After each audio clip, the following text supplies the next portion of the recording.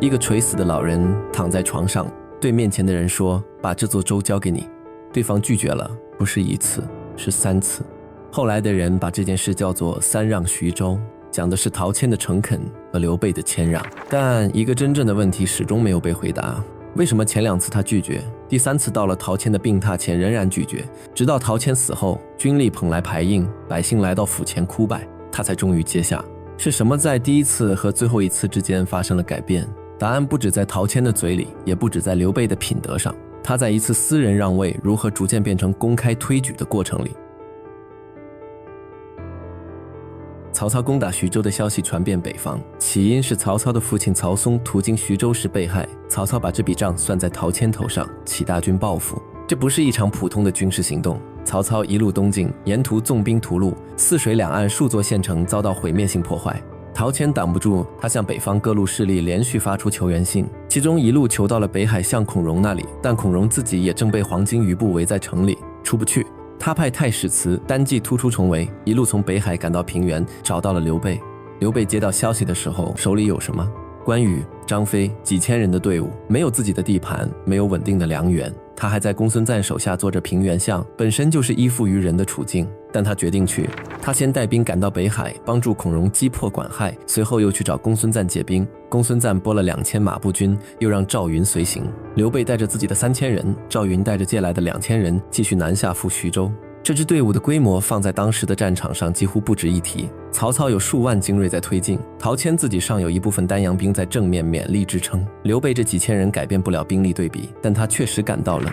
孔融和田凯的军队也来到徐州外围，只是忌惮曹军势大，远远依山扎营，没有贸然向前。刘备则留下关羽和赵云协助孔融、田凯，自己带着张飞和1000人冲过曹军营寨，进入徐州城。在陶谦看来，这个人和其他援军不一样。刘备进入徐州以后，陶谦设宴劳军，见过刘备之后，他立刻命糜竺取来徐州牌印，要把徐州交给刘备。这是第1次让徐州，刘备当场离席拒绝。他说自己是为大义前来救援，如果此时接受徐州，岂不是让人怀疑他有吞并之心？陶谦再三相让，刘备始终不肯接受，最后是糜竺出来打圆场。现在曹军还在城外，应该先商议退敌，等战事平定再谈让州。第1次推让就这样停了下来。正面战场没有出现决定性的胜负，但曹操的推进速度被暂时迟缓下来，局势稍稍稳住。对陶谦来说，有人来了，这就够了。对刘备来说，他在这片土地上的身份也非常清楚，客军来帮忙的人。他没有一亩田在徐州，徐州官府里也没有自己的班底，本地大族还没有把资源和命运真正交到他手里。他全部的资本只有一条，在别人不敢向前的时候，他进了城。不久之后，吕布趁曹操主力东出，联合陈宫袭击兖州，曹操的根据地突然起火，他不得不撤军回救，徐州的围城解除。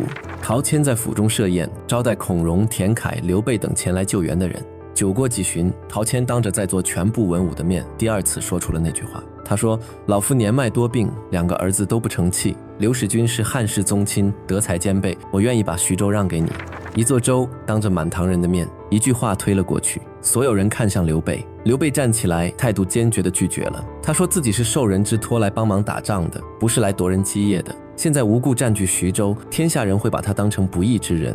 这一次，陶谦身边的人不再沉默，糜竺开口劝他：汉室衰微，天下倾覆，正是建功立业的时候，徐州应富，户口100万，刘使君不应推辞。陈登也劝陶谦多病，已经不能正常处理政务，请刘备不要再推辞。孔融说得更加直接：袁术不过是冢中枯骨，今日之事天与不取，后悔也来不及。关羽劝刘备暂时接掌徐州。张飞也说：又不是我们强抢，是陶谦真心相让，何必苦苦推辞？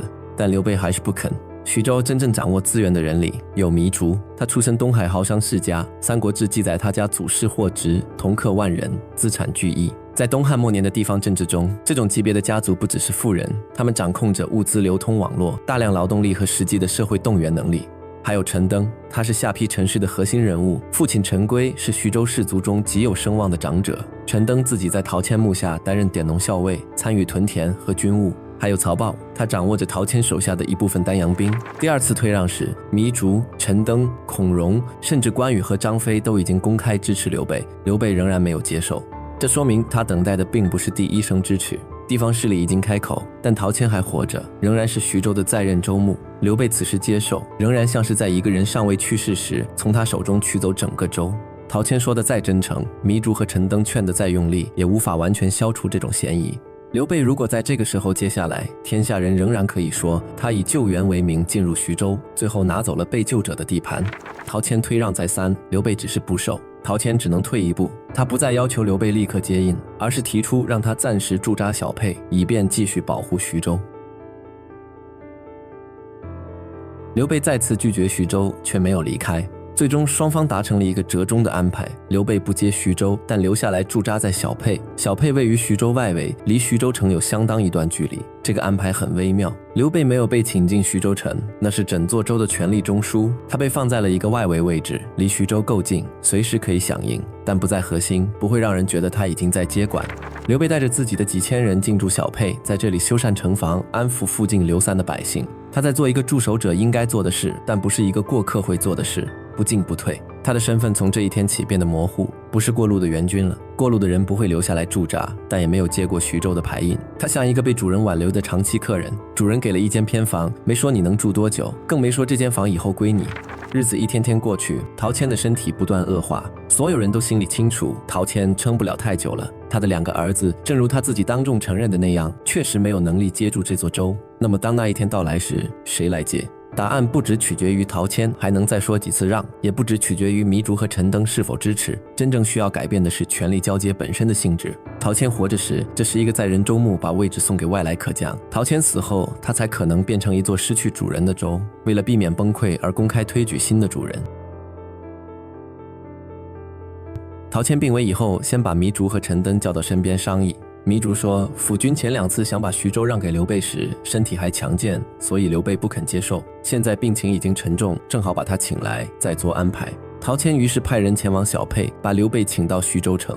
刘备带着关羽、张飞来到陶谦卧房，陶谦躺在病榻上，对他说：“我的病已经危重，朝夕难保，希望你以汉家城池为重，接下徐州牌印，这样我死也能瞑目。”这是第3次让徐州，刘备仍然拒绝。他问：“你有2个儿子，为什么不把徐州交给他们？”陶谦说：“2个儿子都没有承担州事的能力，自己死后希望刘备能够教导他们，但绝不能让他们掌管徐州。”他向刘备推荐孙乾，又转头嘱咐糜竺：“刘公是当世人杰，你以后应当好好辅佐他。”刘备还是推脱。陶谦伸出手指了指自己的心口，然后死了。但即使到了这一步，刘备仍然没有立刻接受。